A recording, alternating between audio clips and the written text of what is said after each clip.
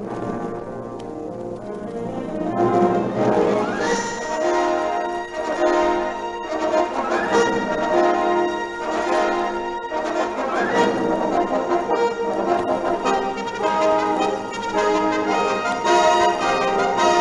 Victoria Police Force presents D.24.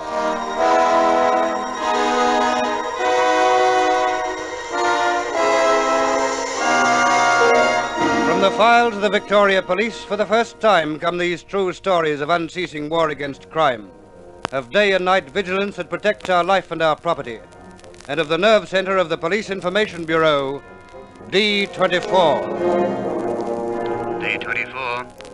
D.24 calling all cars and stations. The following man, name unknown, is urgently wanted for questioning. Age about 26. 5 feet 7 inches tall. Dark hair. Last seen wearing brown felt hat, grey check sports coat and trousers, tan shoes. This man is probably armed.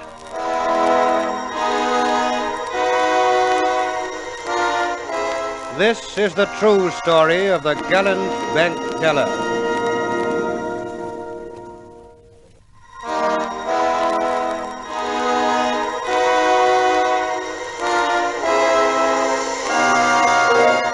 This is a true story from the files of the Victoria Police.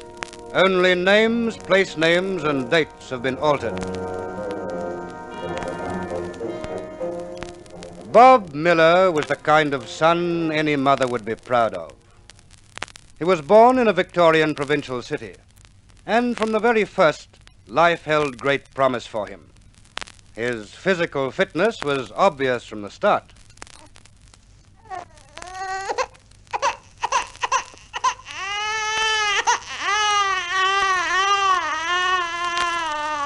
Yes, and a few years later, those lungs stood him in good stead on the playing fields at school. Mum, I'm in the footy team. I've been picked to play in the footy team. You'll just have to buy me some footy boots. And on Sundays in the fine cathedral, his voice found another and very different outlet.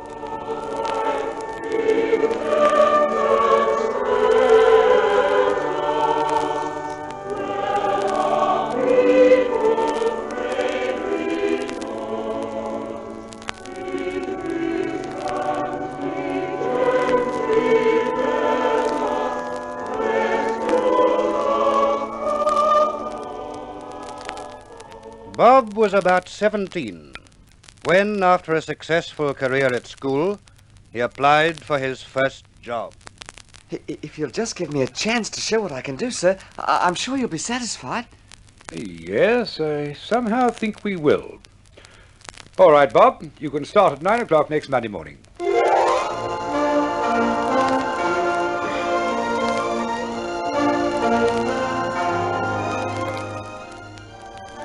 You've been here a year now, Bob, and we're very pleased with your progress. So we're giving you a rise.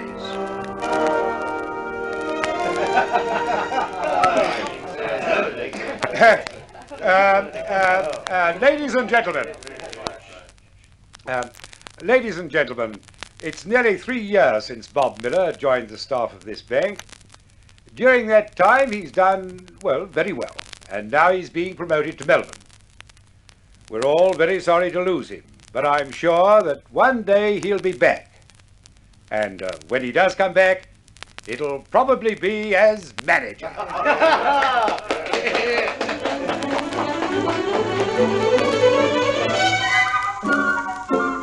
Yes, life was grand for Bob Miller, and nothing seemed more certain than he was destined for a full share of its good things.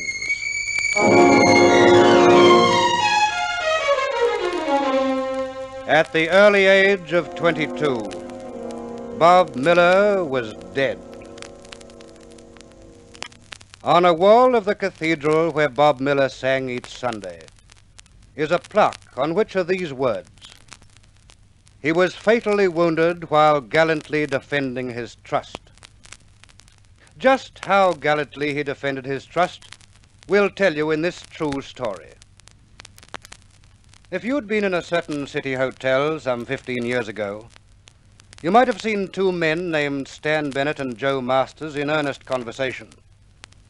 But you'd have had to be very close to them to hear what they were saying, for they rarely raised their voices. Now, you listen to me, Joe. I'm sick and tired of listening to you, Stan. So help me, you're the biggest earbasher this side of the black stump. But I tell you, I'm giving you the chance of a lifetime to make some real dough. Yeah, I know. I gotta get back home to New Zealand. You mean you're getting too yellow to take a chance, don't you? You'll get a poke on the nose if you go on talking like that, sport. Yeah? Yeah. Now, let's have another drink. Shut up. All right. 2 more beers, mate, will you? 2 more? Okay. You know, Joe, I could have sworn you'd come in with me on this job. Now I'll have to look for somebody else. Why don't you do it on your own? No, it'll need 2. There you are, boys. A couple of beers. Oh, thanks. Have one yourself. Yeah, thanks, I will. And push off down the other end of the bar, will you? We're talking business. What? Planning to rob a bank or something? What did you say? Oh, nothing. Just having a little joke. Well, we don't like jokes. Now, beat it. Righto, righto. No need to get your wool off. Reckon he heard something? Nah, just a smart aleck. Good luck. Cheers.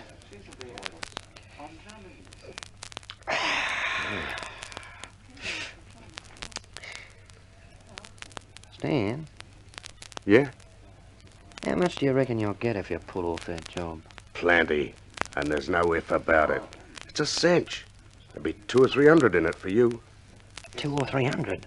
You could do with that much, couldn't you? Oh, you're telling me. Then what about it? How soon could we do it? Soon as you like. Next Friday'd be a good day. Let's have another drink. Hey, sport. 2 more beers. Righto, coming up. And we don't want no smart cracks neither. Okay, okay. Yeah. Tell us the old score, Stan. Wait till this bloke's out of the way. Hurry up there, will you? Now, look here, I've just about had you. What are you going to do about it? Any more from you and I'll come over and job you. You ever seen one of these before? A gun? Don't be a goat, Stan. Put it away. Yeah, righto. But I can grab it again quicker than you can wink if I want to. Now, you got any more to say, mate? No. No, I guess I ain't. Good. And leave the beers there. And move along. Yeah. Yeah, there you are. Oh, what you have to do that for? We better get out of here. Not till we're ready. He won't be game to do anything. Look at the mug. He's still shaking. Oh, I don't like guns. Nobody likes guns. But on the sort of job we're going to pull, you gotta have one. I thought you told me you'd squared the teller at the bank. So I have. When we get to the bank, we've got to put on a show, haven't we? I don't like it. Don't be a goat. No one will get hurt. We just go in, bail up the teller and anyone else who's there, pick up the dough the teller's going to have ready for us, and go for our lives. You're quite sure the teller's in the know? I told you he was. He's short of chips too, so we're splitting the dough 3 ways. Now look, tell you what we'll do. We'll go out to the bank tomorrow, and I'll introduce you to the teller. You mean that? Yeah. Then maybe you'll believe what I say. All right. That'll do me. If the teller's on our side, I reckon you're right. The job's a cinch.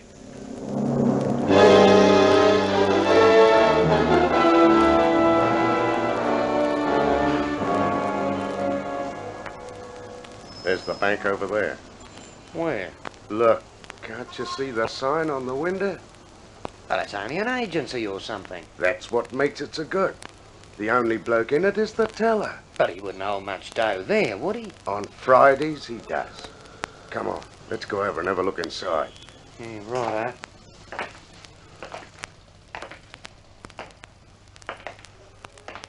Now, on Friday, we come here by taxi, and we'll leave it about 50 yards up the road there. Yeah? As soon as we grab the dough, we run out the door and go in different directions.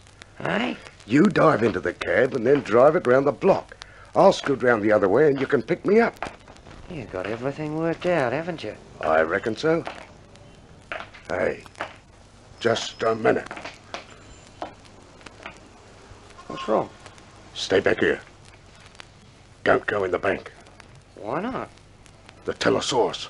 Well, what's wrong with that? I don't know. But he shook his head as soon as he spotted me. Must be someone there he doesn't want us to see. Well, what do we do? Buzz off. The main thing is you've seen the layout of the place, and you know where to go and what to do. But we were going to talk to that teller. Well, we can't, so forget it. Suppose it's all right. You wouldn't be kidding me about the teller being in with us, would you? Of course I wouldn't. Now, come on. Get back to town.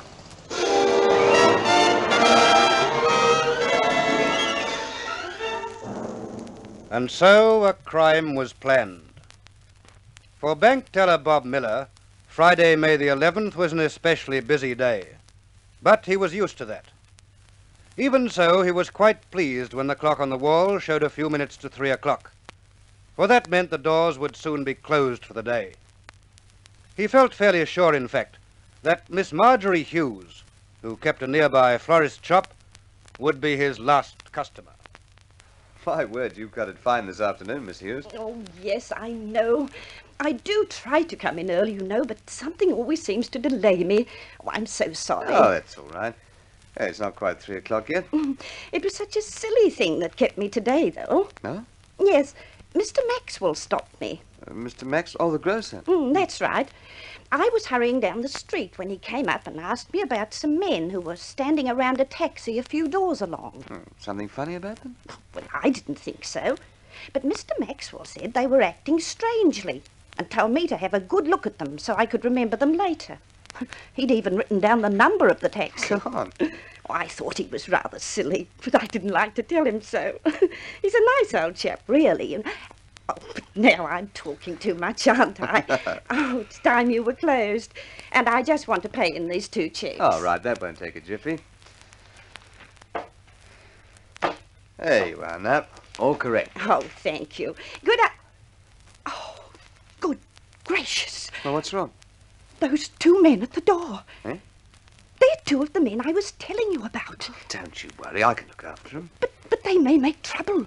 Oh, You'd better not be here. You hurry along now. oh, yes, but be careful. You wanting something, gentlemen? Yes, we did. What can I do for you? This is a hold-up. Put up your hand. Here, put 'em up. Oh, no, you don't. Grab him, Joe.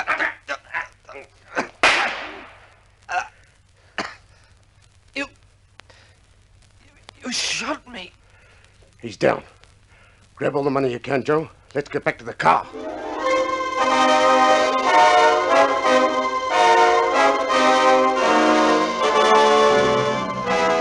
A short, sharp struggle, and then one of the bandits fired his gun at point-blank range. And Bob Miller collapsed in agony. In a few moments, we'll continue this true story from the files of the Victoria Police.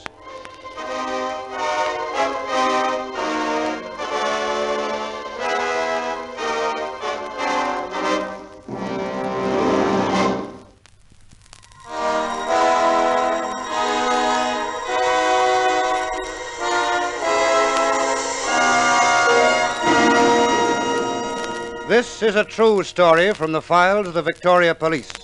Only names, place names, and dates have been altered. It was just after 3 o'clock on a Friday afternoon. The 2 men entered the small bank of which teller Bob Miller was in charge. A shot was fired at point-blank range, and Miller fell to the floor. The bandits quickly gathered up handfuls of banknotes and made for the door, as the wounded man summoned up what little strength he could, grabbed the bank revolver and stumbled after them. Outside the door was the terrified Miss Hughes. Mr. Miller, what happened? Those 2 men. Did you see where they went?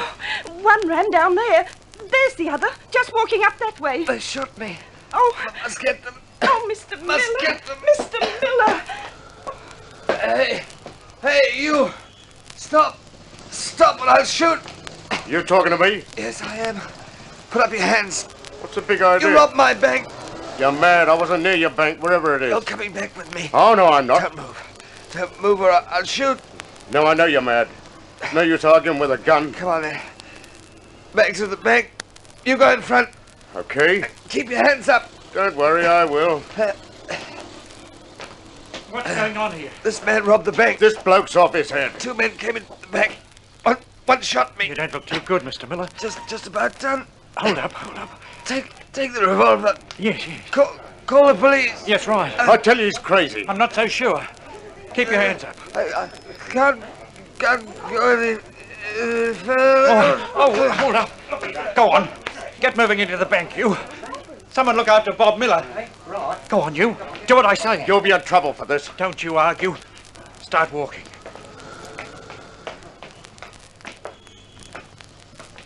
There's the door. In you go. You don't call this a bank, do you? You know it is. Get inside. We've run for the police, Mr. Andrews. Oh, good. Did someone get the other man? No, he jumped into a taxi and got away. But Mr. Maxwell, the grocer, took the number. That's fine. Think you're all pretty smart round here, don't you? We're too smart for you, my friend. Just you keep quiet and still till the police arrive, or I'll shoot you. You wouldn't be game. Don't rely on that. Oh, here's that crazy bloke now. He looks bad. Oh, carry him over here. Put down the gun and look after him. Not on your life.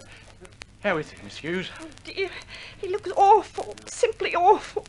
He's still breathing, but only just. Oh, what a dreadful thing for anyone to do to such a nice young man. Well, don't look at me, miss. I didn't shoot him. You were one of the 2 men who came into the bank. Now, don't you start. Well, we'll soon find out. He's the constable. Here's your man, constable.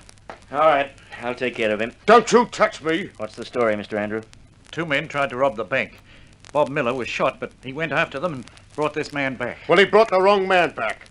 I was never in the bank. Did anyone see me in the bank? I saw you come out of the bank. You're a liar. That's enough of that.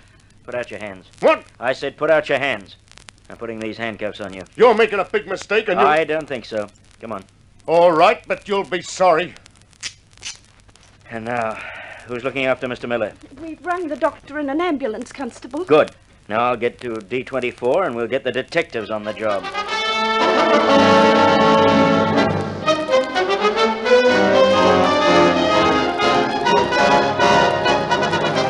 At the same time, the number of the taxi concerned was flashed to headquarters, and there was no difficulty in tracing its owner. You drove 2 men to Glen Iris this afternoon? Yes. Do you know the names of the men? No. You're quite sure? Quite. You had never seen them before? Never. They just asked me to drive them like any ordinary passengers. You didn't know they intended to commit a crime? How should I? Even when they asked you to wait near the bank? There's no crime in that.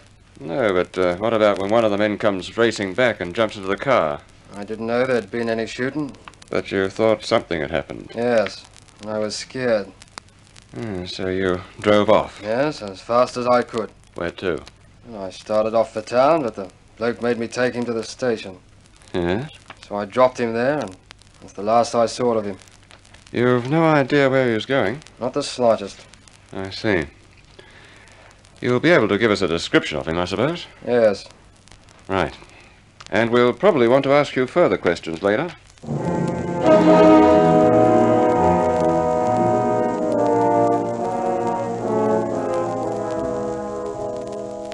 Meanwhile, back at the bank, the police were gathering whatever evidence was available. And despite Stan Bennett's protestations of innocence, nearly a dozen witnesses were prepared to say he had rushed from the bank immediately after the shooting. I saw him. So did I. He's the man. I watched him come out. There was another man with him. The other man raced to a car. This man walked up the other way. Then Mr. Miller went after him. He's the man. I saw him. So did I. He's the man, all right. All the while, a desperate battle was being fought, not with guns and bullets, but with every aid known to medical science. A battle that was carried on through the night as doctors, surgeons, and nurses struggled to save the life of Bob Miller. But their efforts were doomed to failure. After operating to remove the bullet, it was decided that a second operation was necessary. This was performed, but the patient did not respond. Robert Miller died at 7:15 a.m.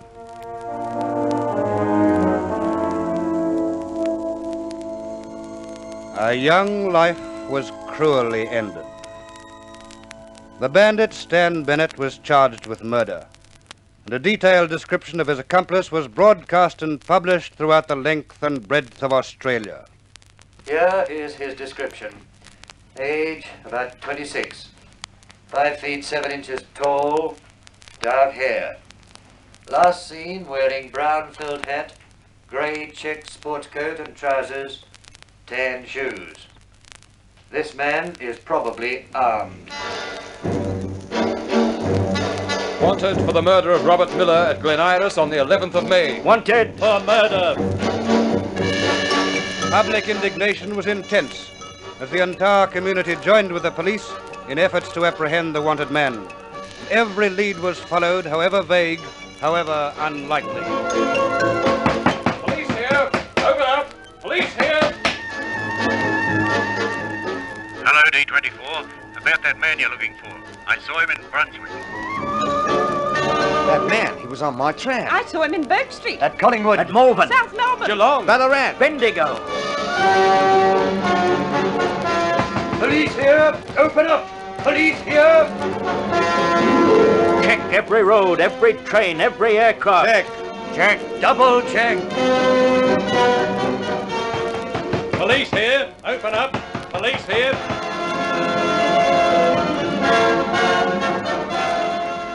And the result of all this activity, failure, complete failure. The second man might never have existed for all the trace that could be found of him. Days, weeks, months went by, all to no avail. Meanwhile, Stan Bennett had been tried, found guilty of manslaughter, and sentenced to a long term of imprisonment. And meanwhile, the police had investigated and solved scores of other crimes, and Joe Masters probably felt he was forgotten. But the police never forget. And one night in Sydney, a young traffic constable's attention was caught by a simple enough offence. Hey. You talking to me? Yes. Can you not see the red lights against you? No one takes any notice of red lights here. No? No, so get off me back. No, just a minute. Oh, leave me alone, will you? I'm not a criminal. I done nothing wrong. Never did any wrong in my life, so let me be, will you? No, there's no need to get so worked up. If you just stopped back when I asked you, there'd be no fuss. You got nothing on me, nothing at all, I tell you. You're just a mug cop, that's what you are, just a mug Now cop. you're being silly. You'd better come along with me. No, I'm going nowhere. Get out of my way. Come here. No, no, no, let me go. Let me go. Now, will you come quietly? You've got something on your mind, my friend. Something far more serious than a traffic offence. Aye, we'll make some inquiries about you.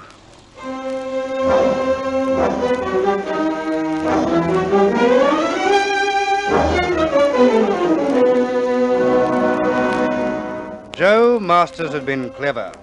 He'd evaded capture for months. But he'd never been clever enough to win the battle with his nerves and his conscience. And at a Sydney police station, he was asked some awkward questions. Have you ever been in Melbourne? No. I think you have. No. I think you might be the man the Victoria Police are looking for, in connection with the shooting of a bank teller named Robert Miller. Oh, don't know what you're talking about. Ever heard of a man called Stan Bennett? No. I think he might know you. You might be the man he blamed for the actual shooting. I didn't shoot. Bennett's a liar. He had the gun. But you were with him, weren't you?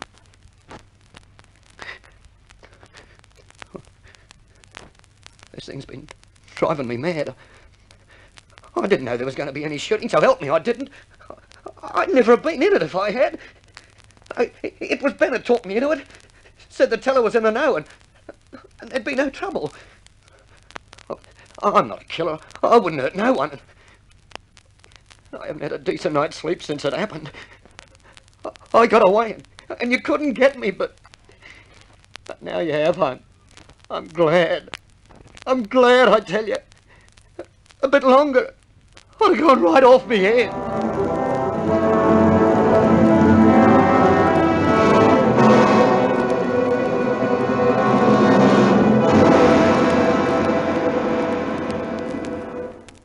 And so the chase was over. Few men can kill or be involved in a killing and then just cast it out of their minds. Sooner or later they give themselves away, and when they do, the ever-watchful police are ready and waiting.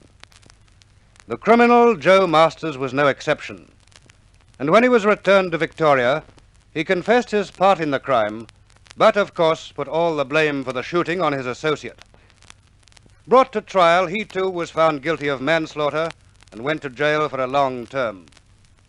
Another police case was closed, but the terrible damage the criminals had inflicted could never be repaired. Robert Miller was dead. He had died gallantly defending his trust. But even one such life is too valuable to be lost, and we should all resolve to help our police whenever and wherever possible, so that such horrible crime may be kept at a minimum. Only then will our lives and our property be safe. Only names, place names, and dates were altered in this true story. It was dramatized from the files of the Victoria Police by Roland Strong, who now says goodbye until the same time next week, when there'll be another true story in this series, D.24, which is brought to you by the Victoria Police Force and produced in the studios of Hector Crawford Productions by Dorothy Crawford.